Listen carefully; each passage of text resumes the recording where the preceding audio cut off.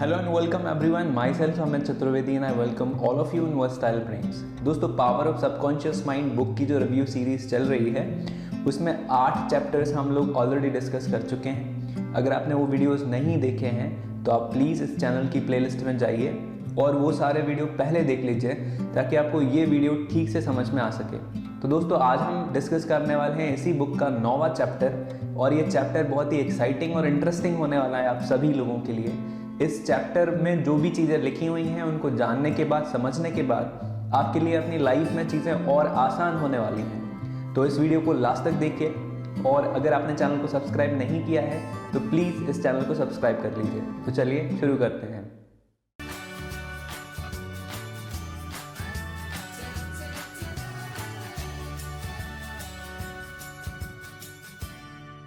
तो दोस्तों जो हेडिंग है इस चैप्टर की वो है how to use your subconscious mind for wealth. यानी इस पूरे चैप्टर में वे चीज़ें डिस्कस की गई हैं जो आपको बताएंगी कि आप अपनी लाइफ में मनी को, फाइनेंशियल स्टेबिलिटी को, वेल्थ को कैसे अट्रैक्ट कर सकते हैं बिना ज़्यादा हार्डवर्क किए।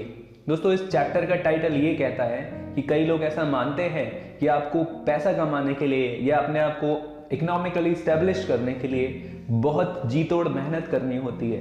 आपको हार्डवर्क करना पड़ता है, अपना पसीना बहाना पड़ता है, उसके बाद आप एक रिच पर्सनालिटी बन पाते हैं। लेकिन इस चैप्टर में कुछ ऐसी सबकॉन्शियस माइंड की ट्रिक्स बताई हैं जो वेल्थ को अट्रैक्ट करेंगी और ये 100% प्रूवन फैक्ट्स हैं। ये मैं अपनी तरफ से नहीं कह रहा हूँ। इस किताब में जो भी फैक्ट्स लिखे गए हैं उनको मैं 1 बाय 1 आपके साथ शेयर करने वाला हूँ और ये सारे जो फैक्ट्स और डेटा हैं वो ये बताने के लिए है कि आप वेल्थ को अपनी लाइफ में कैसे अट्रैक्ट कर सकते हैं सबकॉन्शियस माइंड को इस्तेमाल करके।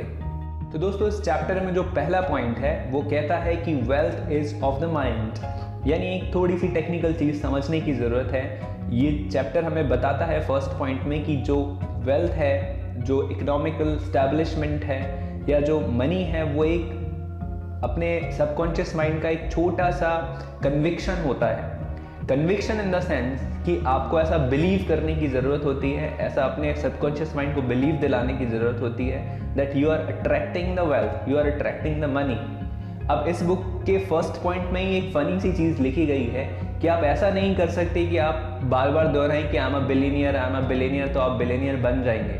इसके लिए आपको सबकॉन्शियस माइंड को ट्रेन करना होता है और आगे के जो पॉइंट्स हैं वो यही बताएंगे कि आप अपने सबकॉन्शियस माइंड को वेल्थ को अट्रैक्ट करने के लिए ट्रेन कैसे कर सकते हैं। दोस्तों जो दूसरा पॉइंट डिस्कस किया गया है इस चैप्टर में वो है your invincible means of support. इस टॉपिक के अंदर राइटर ये कहना चाहता है कि जब भी किसी व्यक्ति की लाइफ में कोई अजीब सी घटना होती है जिससे वो फाइनेंशियल क्राइसिस से सफ़र करता है, मान लीजिए स्टॉक मार्केट फेल हो जाता है या सोसाइटी में कोई डिजास्टर, कोई बड़ी सी घटना होती है या पर्टिकुलर उस व्यक्ति की लाइफ में ऐसा कुछ स्ट्रेंज होता है कि वो अचानक से अपनी फाइनेंशियल स्टैब्लिशमेंट को खो देता है, उसके पास फाइनेंशियल क्राइसिस आ जाते हैं। तो ऐसा क्यों होता है कि फाइनेंशियल क्राइसिस आने के बाद भी कुछ लोग वापस से उठ खड़े होते हैं, वापस से अपनी वेल्थ को अर्न कर लेते हैं, लेकिन कुछ लोग ऑन द अदर हैंड उस क्राइसिस से ओवरकम नहीं कर पाते हैं, टूट जाते हैं। बहुत सारे लोग सुसाइड कर लेते हैं या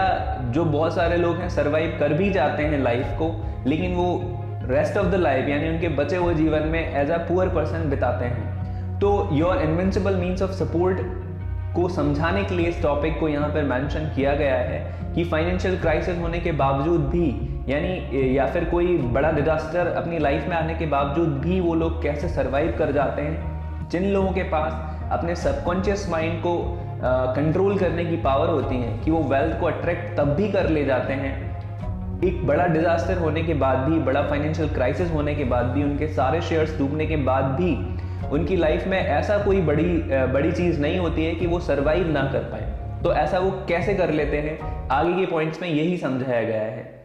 दूसरा जो थर्ड पॉइंट है चैप्टर में जो डिस्कस किया गया है वो है the ideal method for attracting wealth. यानी एक आदर्श विधि जिससे आप वेल्थ को, फाइनेंशियल स्टैब्लिशमेंट को अपनी लाइफ में अट्रैक्ट कर सकते हैं। दोस्तों इस टॉपिक में दो चीज़ें अलग अलग तरह से समझाई गई हैं। ये टॉपिक कहता है कि कुछ लोग होते हैं जो सबकॉन्शियस माइंड की किताब पढ़ने के बाद या फिर ये power of subconscious mind book पढ़ने के बाद अपने माइंड में ऐसा रिपीट करने लगते हैं कि I need wealth, I need money, I need property, I need job, या फिर ऐसा बोलने लगती है कि I need success, I need fame, I need popularity. लेकिन फिर ऐसा दोहराने के बाद, कई बार दोहराने के बाद भी कुछ नहीं होता है और लाइफ में उनकी जो सिचुएशंस होती हैं जैसी होती हैं उससे और ज़्यादा वर्स और ज़्यादा खतरनाक होने लगती हैं। तो ऐसा क्यों होता है? एक टेक्निकल सी बारीक सी बात यहाँ पे समझाई गई है इस टॉपिक में। राइटर ये कहता है कि आपको ये दोहराने की ज़रूरत नहीं है कि आई नीड वेल्थ, आपको ये दोहराने की ज़रूरत नहीं है कि आई नीड सक्सेस, क्योंकि हमारा जो कॉन्शियस माइंड है वो रीजनिंग पावर रखता है और वो आर्ग्यूमेंट स्टार्ट कर देगा।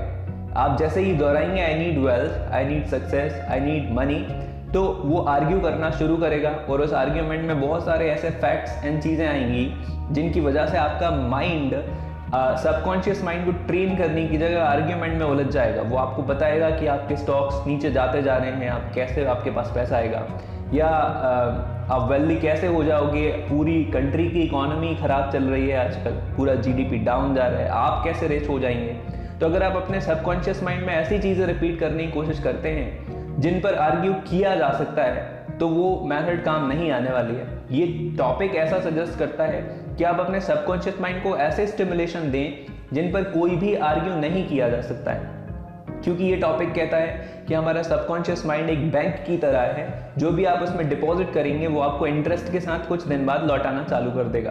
तो आप अपने सबकॉन्शियस माइंड को ऐसे स्टिमुलेशन दीजिए जिन पर आर्ग्यूमेंट की कोई भी गुंजाइश नहीं है। जैसे अगर आप वेल्थ एंड सक्सेस सिर्फ ये दो शब्द दोहराएं तो आपका दिमाग इमोशनली उनको अटैच करने लगेगा और फिर ये चीज़ें घटित होना चालू हो जाएंगी। जैसे अगर आप कहेंगे सक्सेस या फिर वेल्थ, इस चीज़ पर कोई भी आर्ग्यूमेंट नहीं किया जा सकता, क्योंकि ये जो शब्द है सक्सेस या फिर वेल्थ या मनी, ये ना तो पॉजिटिव है ना ही नेगेटिव है। आप ऐसा कोई भी बात नहीं कर रहे हैं जिस पर रीजन किया जा सके, जिस पर आर्ग्यू किया जा सके। तो आपके सबकॉन्शियस माइंड में आपको सिर्फ वैसी ही स्टिमुलेशन देनी है जिन पर आर्ग्यूमेंट नहीं किया जा सकता है, तब ही वो काम करना स्टार्ट करेंगी। दोस्तों, जो अगला पॉइंट इस चैप्टर में डिस्कस किया गया है उस पॉइंट का नाम है डोंट साइन ब्लैंक चेक्स। इस टॉपिक के जरिए राइटर यह बताना चाहता है, दोस्तों आपने एक फेमस मूवी देखी होगी 3 इडियट्स, उसमें जो आमिर खान जो कैरेक्टर निभा रहे थे वो बार बार कहते थे all is well, all is well. दोस्तों ये एक्चुअली है क्या, इसको इस टॉपिक से हम कनेक्ट करने की कोशिश करते हैं कि वो आमिर खान ये बताना चाहते हैं कि बाहर कोई भी सर्कमस्टेंसेस बन जाए लाइफ में, बाहर कोई भी सिचुएशन आ जाए लाइफ में, बाहर कोई बड़ा सा आपको प्रॉब्लम झेलना पड़े लाइफ में, लेकिन आप अपने दिमाग को या अपने दिल को ये रियलाइज नहीं होने देंगे कि इतना बड़ा कुछ हो गया है। आप उसको कहेंगे कि सब ठीक है, कोई प्रॉब्लम नहीं है। और अगर आप ऐसा कर पाए तो आपका ब्रेन और आपका जो हार्ट है वो तो रह जाएगा रिलैक्स स्टेट में, और जो आपकी लाइफ में बड़ी सी घटना हुई होगी वो कुछ समय बाद पास हो जाएगी, लेकिन आपका दिमाग और हृदय एकदम रिलैक्स स्टेट में रहेंगे। और अगर आप ऐसा करने में सक्सेसफुल हो पाए तो आपकी जो प्रोसेस चल रही थी आपके सबकॉन्शियस माइंड की, या फिर आपने लाइफ में जो प्लानिंग्स कर रखी थी, जो रूटीन्स और टाइम टेबल्स बना रखे थे, वो बिल्कुल डिस्टर्ब नहीं होंगे और आप वहीं उसी रूटीन में, उसी टाइम टेबल में चलते रहेंगे। और इससे होगा ये कि आपकी जो सक्सेस है वो पोस्टपोन नहीं होगी, आपकी जो वेल्थ है वो पोस्टपोन नहीं होगी। तो इस टॉपिक में यही समझाया गया है कि लाइफ में कितनी बड़ी भी प्रॉब्लम आए, कुछ भी ड्रॉबैक्स आए, कुछ भी फेलियर हो, कुछ भी हो, आप अपने सबकॉन्शियस माइंड को या अपने हार्ट को ये रियलाइज नहीं होने देंगे कि कुछ भी बहुत बड़ा घटित हो गया है। आप सोशली, फिजिकली उन सारी चीज़ों में इन्वॉल्व होंगे, आप उनमें सर्वाइव करने की कोशिश कर रहे होंगे, लेकिन हार्ट और माइंड को ऐसा रियलाइज नहीं होने देंगे। लेकिन अगर आप ऐसा अपने माइंड में दोहराने लगे कि ये जो लोन मैंने लिया है इसकी इंस्टॉलमेंट्स मैं कैसे चुकाऊंगा, क्योंकि मेरी तो कोई अर्निंग ही नहीं है, मेरे स्टॉक्स फेल होते जा रहे हैं, तो मेरा जो इन्वेस्टमेंट है वो सारा अभी डूबने वाला है, या फिर मैंने बिल्कुल भी पढ़ाई नहीं की है, मैं कैसे पास हो पाऊंगा, ये सारी चीज़ें अगर आप दोहराएंगे तो आपका जो सबकॉन्शियस माइंड है, हम पहले चैप्टर्स में डिस्कस कर चुके हैं, वो न्यूट्रल स्टेट में होता है। आप जो भी दोहराते हैं अपने अंतर्मन में वो कंप्लीटली और पूरी तरह से फिक्स्ड हो जाता है हमारे सबकॉन्शियस माइंड में, तो बाहर कुछ भी होता रहे, आप अपने हार्ट को और माइंड को ये रियलाइज नहीं होने देंगे कि कुछ भी नेगेटिव हुआ है। आप हमेशा उसको पॉजिटिव रखेंगे और उसको वैसे के वैसे स्टिमुलेशन देते रहेंगे जैसे आमिर खान उस मूवी में करता है, all is well like that. दोस्तों जो अगला पॉइंट है वो ये है, इस चैप्टर में राइटर कहना चाहता है कि the subconscious mind returns you everything with compound interest, यानी जो आपका सबकॉन्शियस माइंड है वो आपको सारी चीज़ें कंपाउंड इंटरेस्ट के साथ लौटाता है। अगर आपके दिमाग में नेगेशंस यानी नेगेटिव थॉट्स रहेंगे तो वो आपको नेगेटिव रिजल्ट्स लौटाएगा कंपाउंड इंटरेस्ट के साथ। अगर आपके दिमाग में पॉजिटिव स्टिमुलेशंस या पॉजिटिव थॉट्स रहेंगे तो वो आपको कंपाउंड इंटरेस्ट के साथ उन्हें लौटाएगा। एक और एग्जाम्पल जो इम्पॉर्टेंट है इस टॉपिक में डिस्कस करने के लिए वो ये है कि आप कब कब एनवस फील करते हैं।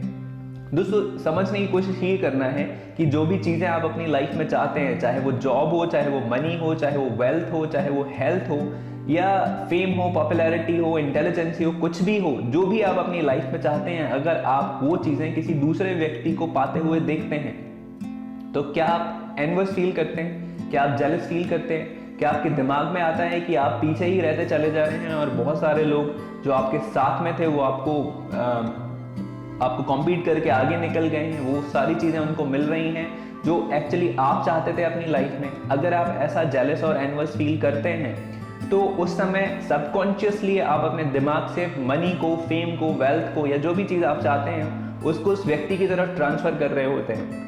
यानी जैसे मान लीजिए दो लोग बैंक जाते हैं और आपका फ्रेंड है वो भी कुछ पैसे जमा कर रहा है, आप भी कुछ पैसे जमा करते हैं, लेकिन मान लीजिए वो आपसे मल्टीपल अमाउंट में पैसे जमा कर रहा है। वो पैसे जमा कर रहा है 1 लाख रुपए और आप कर रहे हैं 10,000 रुपये। वो सेफ डिपॉजिट है, वो अपने सेविंग्स अकाउंट में वो पैसे जमा कर रहा है। तो हो सकता है आप एनवस फील करें या जेलस फील करें कि मैं अभी 10,000 रुपये ही कमा पा रहा हूँ और ये मेरे साथ वाला बंदा मुझे कॉम्पीट करके आगे निकल गया है, इसकी सैलरी बहुत ज़्यादा है, बहुत ज़्यादा अर्न कर रहा है और इसने बहुत सारी प्रॉपर्टी खरीद ली है, इसकी सेविंग्स मेरे से कई गुना ज़्यादा है, और आप एनवस और जेलस फील करने लगे। अगर आप ऐसा करते हैं तो आप उस समय नेगेटिवली अपनी वेल्थ को, अपनी मनी को, अपने इमोशनल हेल्थ को उस व्यक्ति की तरफ ट्रांसफ़र कर रहे हैं। तो ऐसा नहीं करना है। आपको करना ये है कि आपको हर व्यक्ति के लिए जो चीज़ें आप चाहते हैं अगर वो उन्हें मिली हैं, अगर वो उन्होंने प्राप्त की हैं, तो आपको उनको उसके लिए कॉन्ग्रेचुलेट करना चाहिए। आपको एक सपोर्टिव रोल में होना चाहिए और बहुत ही हैप्पी और प्रॉस्पर फील करना चाहिए कि हाँ ये इन लोगों ने किया है तो मैं भी कर सकता हूँ। आज नहीं तो कल, 2 महीने बाद, 1 साल बाद आप भी उस स्टेज पर होंगे और वो चीज़ें आपके पास भी होंगी। तो सीधा सीधा इसका मोरल ये है कि आपको कभी भी किसी की वेल्थ के लिए, किसी की प्रॉस्पेरिटी के लिए और सक्सेस के लिए एनवस और जेलस फील नहीं करना है। आपको उसे कॉन्ग्रेचुलेट करना है और कॉन्ग्रेचुलेट आपको ऊपर ही ऊपर नहीं करना है। आपको रियली अपने सबकॉन्शियस माइंड में फील करना है कि ये चीज़ें पॉसिबल हैं, लोग करते हैं और लोगों से हो जाती है, और वे लोग भी करते हैं जो आपसे कम इंटेलिजेंट हैं या कम क्रिएटिव हैं। वो लोग अगर कर सकते हैं ऐसा तो आप भी कर पाएंगे और बहुत ही जल्दी कर पाएंगे। अगर आप ऐसा करेंगे तो अपने सबकॉन्शियस माइंड को एक पॉजिटिव मैसेज देंगे और एक एनकरेजिंग और एनर्जेटिक मैसेज देंगे। लेकिन अगर आप जेलस और एनवस फील करेंगे तो आप नेगेटिव हो जाएंगे, डिप्रेस्ड हो जाएंगे और बहुत परेशान हो जाएंगे। दोस्तों जो अगला जो टॉपिक है इस चैप्टर के अंदर वो है स्लीप एंड ग्रो रिच। सुनने में बहुत ही अजीब और स्टूपिड लगेगा, लेकिन ऐसा करने में क्या बुराई है। अगर हमारे दिमाग में सुबह से लेकर शाम तक कई थॉट्स आते हैं जो अनवेलकम्ड है, हम नहीं चाहते कि हम वैसा सोचें लेकिन हम वैसा सोचते हैं, हम डिप्रेस होते हैं, नेगेटिव होते हैं, कभी कभी बहुत चार्ज और एनर्जेटिक और मोटिवेटेड भी फील करते हैं। तो अगर आप 5 मिनट ऐसा कर लेंगे तो इसमें कोई बुराई नहीं है, इसमें हमारा कोई इन्वेस्टमेंट नहीं है। आप ये टॉपिक आपको सजेस्ट करता है कि आपको सोने से पहले कुछ मिनट्स के लिए, जब आप फाइनली सोने के लिए जा रहे हो, आपको 2-3 बार जो भी आपको लाइफ में चाहिए ऐसे सेंटेंसेस के अंदर जो आर्ग्यूएबल नहीं है, जिन पर डिबेट नहीं हो सकती है, ऐसे फॉर्म में चेंज करना है और इसको कुछ देर के लिए रिपीट करना है। और रिपीट करने से मतलब आपको सिर्फ ये ब्रेनी प्रोसेस नहीं करनी है, आपको उसको इमोशनली फील करना है और आपके हार्ट के बिल्कुल डेप्थ तक उस इमोशन को फील करना है। चाहे वो वेल्थ हो, चाहे आप सक्सेस हो, कुछ भी हो, आपको उन वर्ड्स को या तो सिंपल फॉर्म में रिपीट करना है या फिर सिर्फ इन्हीं वर्ड्स को रिपीट करना है। अगर आप ऐसा करेंगे तो आप कुछ दिनों में ही देखेंगे कि वो जो शब्द थे वो आपकी पूरी पर्सनालिटी को अफेक्ट करना चालू करेंगे।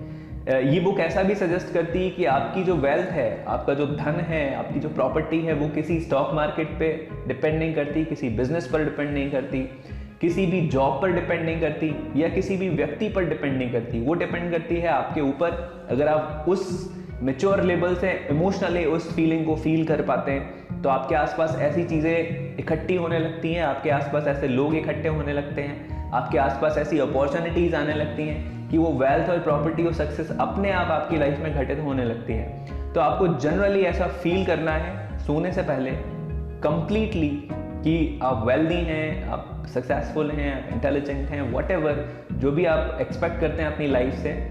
और ये 100% प्रूवन फैक्ट है। इस बुक में कई सारे पर्सनल इंटरव्यूज उन लोगों ने लिए हैं और उदाहरण हैं जो मैं शेयर नहीं कर रहा हूँ। अगर आप कभी बुक को पढ़ेंगे तो आप उनको रीड कर सकते हैं। ये 100% प्रूवन फैक्ट है, ये मेरी तरफ से कोई भी आइडिया नहीं है। तो दोस्तों कंक्लूजन के साथ इस चैप्टर को ख़त्म करते हैं। इस चैप्टर में 3-4 चीज़ें जो इंपॉर्टेंट हमने देखी कि हमारा जो सबकॉन्शियस माइंड है वो कंपाउंड इंटरेस्ट के साथ चीज़ों को लौटाता है। तो आप जैसा भी इमोशनली फील करेंगे, जैसा भी विचार अपने मन में लाएंगे, अपने सबकॉन्शियस माइंड तक पहुंचाएंगे, वो आपको कंपाउंड इंटरेस्ट के साथ, हिंदी में कहें तो चक्रवृद्धि ब्याज के साथ आपके पास वापस आएगा। इसलिए हमेशा इंस्पायर्ड फील करें, पॉजिटिव फील करें और ऐसी कोई भी चीज़ अपने माइंड में रिपीट ना करें जो आर्ग्यूएबल है, जिस पर डिबेट की जा सकती है। आप अगर अपने माइंड को पॉजिटिव स्टिमुलेशंस दे रहे हैं तो कुछ वर्ड्स में दें या फिर ऐसे सेंटेंसेस में दें जो डिबेटेबल नहीं हैं और उनको कंप्लीटली एंटायरली अपनी पूरी पर्सनालिटी के साथ फील करें और फिर आप पाएंगे कि वो आपकी लाइफ में घटित होने लगेंगे।